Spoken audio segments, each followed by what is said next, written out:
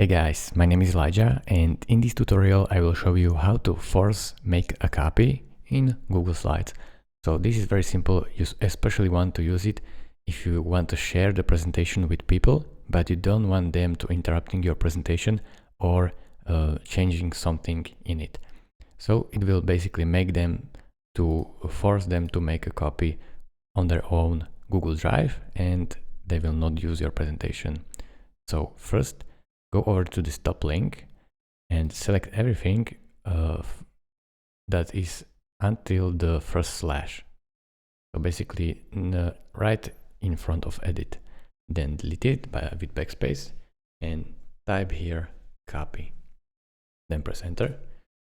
What it does is basically if you send them this link, so then select this whole link and press Command C and copy it and send them to this link.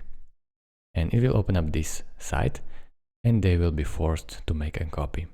So they will make a copy of your presentation and basically they will have it on their drive and not messing up your presentation. Thank you guys for watching.